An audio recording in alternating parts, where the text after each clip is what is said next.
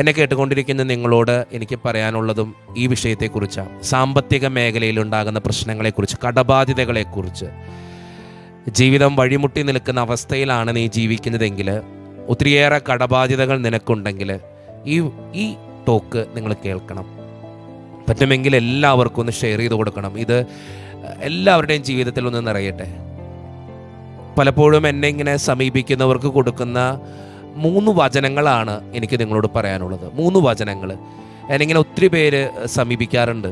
അപ്പോൾ അവരോട് ഞാൻ പറഞ്ഞു കൊടുക്കും. എപ്പോഴും ഞാൻ ബൈബിൾ വായിക്കുമ്പോൾ എനിക്ക് ഏറ്റവും കൂടുതൽ അങ്ങനെ ഹാർട്ട് ടച്ചിങ് ആയിട്ട് തോന്നുന്ന കാര്യങ്ങൾ ഞാൻ എഴുതി വയ്ക്കാറുണ്ട്.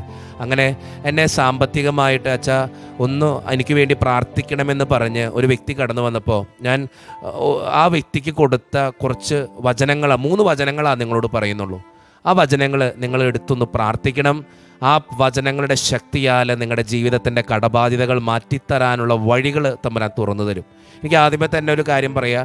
മറ്റുള്ളവരെ പറ്റിച്ചിട്ട് നീ പ്രാർത്ഥിച്ചിട്ട് കാര്യമില്ല. ഞാൻ ആത്മാർത്ഥതയോടെ പറയാം, പറ്റിച്ചിട്ട് പ്രാർത്ഥിച്ചിട്ട് കാര്യമില്ല. ദൈവത്തിൻ്റെ മുമ്പിൽ നിൽക്കുമ്പോൾ നിൻ്റെ ജീവിതത്തിൽ ദൈവത്തിൻ്റെ കൃപ കടന്നു വരണമെങ്കിൽ, അനുഗ്രഹം കടന്നു വരണമെങ്കിൽ നിൻ്റെ ജീവിതവും നല്ലതായിരിക്കണം. ഒരാളെ പറ്റിച്ചിട്ട്, ഞാൻ ബിസിനസ്സിൽ വേറെ ആളെ പറ്റിച്ചിട്ട് എനിക്ക് കടബാധ്യത വന്നിട്ട് ഞാനതിൽ രക്ഷപ്പെടണമെന്ന് വിചാരിച്ചാൽ നടക്കില്ല. നീതിമാൻ്റെ കൂടെയാണ് ദൈവത്തിൻ്റെ അനുഗ്രഹം ഉണ്ടാവുള്ളൂ. അത് സത്യത്തിൻ്റെ കൂടെയാണ് ദൈവം വസിക്കുള്ളൂ. അല്ലാതെ തിന്മ ചെയ്തിട്ട്, തെറ്റിലൂടെ നടന്നിട്ട്, തിന്മകളിലൂടെ ജീവിതം കൊണ്ടുപോയിട്ട് ദൈവമേ ഇത് മാറ്റിത്തരണം, എൻ്റെ കടബാധ്യത ശരിയാക്കി തരണമെന്ന് പറഞ്ഞാൽ നടക്കത്തില്ല. ഞാൻ ഓൾറെഡി ഒരു കാര്യം പറയാം. ഈ പിശാചിനെയും ദൈവത്തെ ഒന്നിച്ച് കൊണ്ടുപോകാൻ പറ്റില്ല. ഒന്നെങ്കിൽ പിശാച് അല്ലെങ്കിൽ ദൈവം കൂടെ ഉണ്ടെങ്കിൽ നമുക്ക് സന്തോഷവും സമാധാനവും അനുഗ്രഹവും ഉണ്ടാവും. പിശാചാണ് കൂടെയെങ്കിൽ സന്തോഷം ഉണ്ടാവില്ല, സമാധാനം ഉണ്ടാവില്ല, ജീവിതം തകർന്നു പോവും. ചിലപ്പോൾ തുടക്കത്തിൽ കുറച്ച് സന്തോഷം തോന്നും. ഒരാളെ പറ്റിച്ചിട്ട് പൈസ സമ്പാദിച്ചു, ഒരു ഗുണം ഉണ്ടാവില്ല. ആ സമ്പാദിക്കൽ വേറെ വഴിയിലൂടെ കടന്നു പോകും. എന്നാൽ നേരായ വഴിയിലൂടെയാണ് നീ പൈസ സമ്പാദിക്കുന്നതെങ്കിൽ, നേരായ വഴിയിലൂടെ നിനക്ക് കിട്ടേണ്ട തുകയാണെങ്കിൽ അത് നിനക്ക് കിട്ടിയിരിക്കും. അതുകൊണ്ട് നിൻ്റെ ജീവിതം സന്തോഷമുള്ളതായിട്ട് മാറും. ഒറ്റ കാര്യം ചിന്തിച്ചു നോക്കിയേ. നമ്മൾ ഒരു 1000 രൂപ ഉണ്ടാക്കി, ആ 1000 രൂപ നല്ല മാർഗത്തിലൂടെയാണ് ഉണ്ടാക്കിയതെങ്കിൽ നമ്മുടെ വീട്ടിലേക്ക് കൊണ്ടുവരുമ്പോൾ അത് സന്തോഷത്തോടെ ചെലവഴിക്കാൻ നമുക്ക് പറ്റും. 1000 രൂപ കള്ളത്തരം കാണിച്ച ഉണ്ടാക്കിയെങ്കിൽ നമ്മുടെ വീട്ടിൽ ചെല്ലുമ്പോൾ നമ്മുടെ കൊച്ചിനൊരു അസുഖം വന്ന 1000 രൂപ തീർന്നോ? 1000 രൂപ വീട്ടിലിരിക്കണമെന്നുണ്ടെങ്കിൽ ആര് വേണം? ദൈവം വേണം. അതെപ്പോഴും ചിന്തിച്ചാൽ മതി. അപ്പോൾ ദൈവത്തിൻ്റെ കൂടെ നടക്കാനായിട്ട് പരിശ്രമിക്കുക. ദൈവത്തിൻ്റെ കൂടെ നടക്കുന്ന വ്യക്തിയുടെ ജീവിതത്തിൽ ദൈവം നിരവധിയായ അനുഗ്രഹങ്ങൾ വർഷിക്കും. അവൻ്റെ സാമ്പത്തിക മേഖലയും എല്ലാ കാര്യങ്ങളും ദൈവം ശരിയാക്കി തരും. തമ്പുരാൻ തന്നെ വചനത്തിൽ പറഞ്ഞിട്ടില്ലേ, നിങ്ങളാദ്യം എൻ്റെ രാജ്യവും നീതിയും അന്വേഷിക്കുക, ബാക്കിയുള്ളതൊക്കെ ഞാൻ തരാമെന്നാണ് തമ്പുരാൻ പറയണേ. അതിൽ നമ്മുടെ സാമ്പത്തിക മേഖലകളൊക്കെ പെടും. ബാക്കിയുള്ളതൊക്കെ തമ്പുരാൻ തന്നോളും. അത് നമ്മുടെ സാമ്പത്തിക മേഖലകൾ എല്ലാം പെടും കേട്ടോ. അപ്പം അതുകൊണ്ട് ദൈവത്തിൻ്റെ മുമ്പിൽ സാമ്പത്തിക മേഖല ഒത്തിരി പ്രശ്നങ്ങൾ, കടബാധ്യതകൾ ഉണ്ടെങ്കിൽ, ബാങ്കിൽ നിന്ന് വായ്പ എടുത്തിട്ട് തിരിച്ചടയ്ക്കാൻ സാധിക്കുന്നില്ലെങ്കിൽ, ബിസിനസ് പൊട്ടിപ്പൊളിഞ്ഞ് തകർത്ത് തരിപ്പണമായിട്ട് നിൽക്കുന്നുണ്ടെങ്കിൽ, ഒത്തിരിയേറെ കൊടുത്തു തീർക്കാനുണ്ടെങ്കിൽ, നീ ഒത്തിരി വിഷമിക്കുന്നവനാണെങ്കിൽ നീ ദൈവത്തിൻ്റെ മുമ്പിൽ കുറച്ചു നേരം ഒന്ന് പോയിരിക്കുക. എന്നിട്ട് ഞാൻ പറയുന്ന ഈ 3 വചനങ്ങൾ ഒന്ന് വായിച്ചു നോക്കണം. ആ വചനങ്ങളിലൂടെ നിൻ്റെ ജീവിതത്തെ കടത്തിവിടുമ്പോൾ ഒത്തിരിയേറെ ദൈവാനുഗ്രഹം നിനക്കുണ്ടാകും കേട്ടോ. നമുക്ക് ആ വചനങ്ങളൊന്നും കേൾക്കാം. തോബീത്തിൻ്റെ പുസ്തകം 4-ാം അധ്യായം 21-ാം തിരുവചനമാണ്. എല്ലാവരും ബൈബിൾ തുറന്ന് ആ ബൈബിൾ ഭാഗം അല്ലെങ്കിൽ ആ വചനം ഒന്ന് കാണാപ്പാഠം പഠിക്കണം കേട്ടോ. അത് വളരെ സുന്ദരമായ ഒരു ബൈബിൾ വചനമാണ്. വചനം ഇങ്ങനെയാണ് പറയുക: മകനെ, നമ്മൾ ദരിദ്രരായി തീരുന്നതിൽ നിനക്ക് ആദി വേണ്ട. വളരെ സുന്ദരമായിട്ട് പറഞ്ഞു വയ്ക്കുക. നീ കടബാധ്യത അനുഭവിക്കുന്നെങ്കിൽ നിനക്ക് ആദി വേണ്ട. സാമ്പത്തിക ഞെരുക്കം അനുഭവിക്കുന്നതിൽ നീ ആദി വേണ്ട. നിന്റെ ബിസിനസ്, നിന്റെ വരുമാന മേഖല തകർന്നു പോയതിൽ നിനക്ക് ആദി വേണ്ട.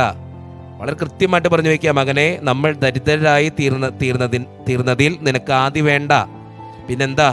നിനക്ക് ദൈവത്തോട് ഭക്തി ഉണ്ടായിരിക്കുകയും നീ പാപത്തിൽ നിന്ന് ഒഴിഞ്ഞു നിൽക്കുകയും അവിടത്തേക്ക് പ്രീതികരമായത് അനുഷ്ഠിക്കുകയും ചെയ്താൽ നിനക്ക് വലിയ സമ്പത്ത് കൈവരും.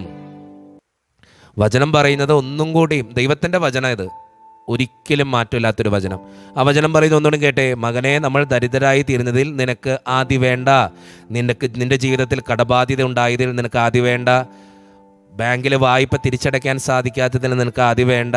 ബിസിനസ് ക്ലച്ച് പിടിക്കാത്തതിൽ നിനക്ക് ആദ്യം വേണ്ട. നിൻ്റെ വരുമാന മേഖലയിൽ എന്തെല്ലാം സാമ്പത്തിക ഞെരുക്കങ്ങളുണ്ടോ നിനക്ക് ആദ്യം വേണ്ട അതിനെക്കുറിച്ച്.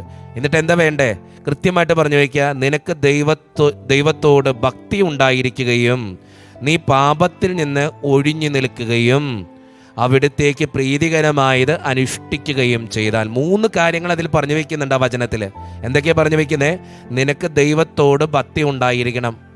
രണ്ടാമത്തെ കാര്യം, നീ പാപത്തിൽ നിന്ന് ഒഴിഞ്ഞു നിൽക്കണം. മൂന്നാമത്തെ കാര്യം എന്താ?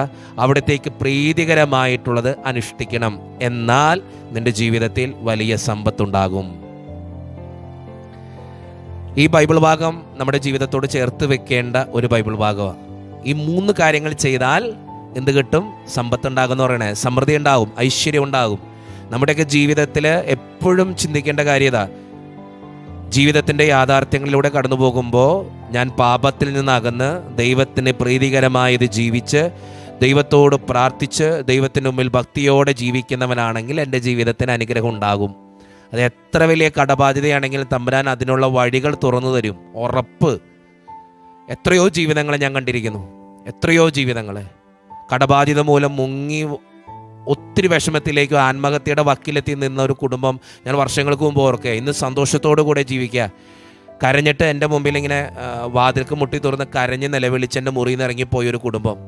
ഞാൻ പറഞ്ഞു, ഞാൻ പ്രാർത്ഥിക്കുക, എനിക്ക് വേറെ വഴികളൊന്നും ഉണ്ടായിരുന്നില്ല. ഞാൻ അവരോട് പറഞ്ഞ 3 കാര്യങ്ങൾ. അന്ന് ആ കുടുംബത്തിന് ഞാൻ കൊടുത്ത ബൈബിൾ ഭാഗം ഇത്. തോബീത്തിൻ്റെ പുസ്തകം 4-ാം അധ്യായം 21-ാം തിരുവചനം. ദൈവത്തിന് ഇഷ്ടപ്പെട്ടാണോ നീ ജീവിക്കുന്നത്?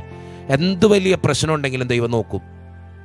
ആ കുടുംബം ഇന്ന് ഒത്തിരി സന്തോഷത്തോടു കൂടെ ജീവിക്കുക. വർഷങ്ങൾക്ക് മുമ്പ് ഒരു കടബാധ്യത വന്ന് ഒരാളെ സഹായിച്ചതാ, ഒരു കൂട്ടുകാരനെ സഹായിച്ചത്. ഈ കൂട്ടുകാരൻ 10 വയസ്സ് തിരിച്ചു, രേഖകളൊന്നും ഇല്ലാത്തതുകൊണ്ട് 10 വയസ്സ് തിരിച്ചു കൊടുക്കാതെ പറ്റിച്ചു, അങ്ങോട്ട് പറ്റിച്ചു കളഞ്ഞു.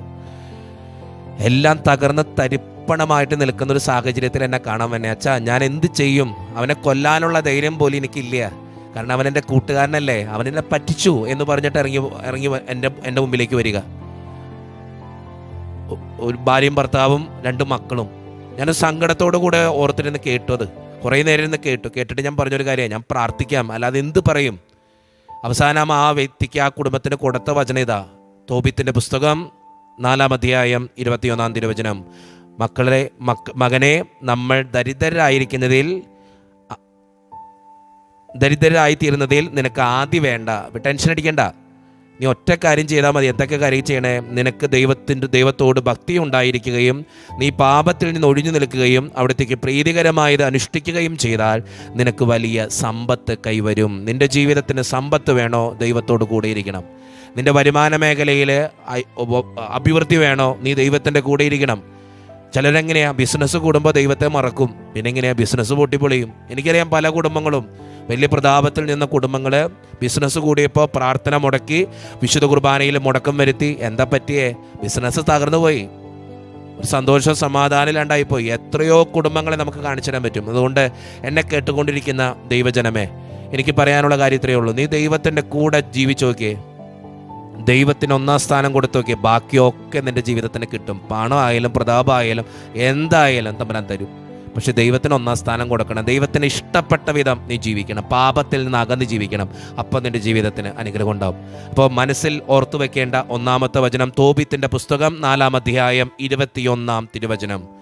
മകനെ, നീ ദരിദ്രരായിത്തീരുന്നതിൽ ആദി വേണ്ട. നിൻ്റെ ജീവിതത്തിൽ കടബാധ്യത ഉണ്ടെങ്കിൽ ആദി വേണ്ട. ടെൻഷൻ അടിക്കണ്ട. ചെയ്യേണ്ട 3 കാര്യങ്ങൾ എന്തൊക്കെയാ?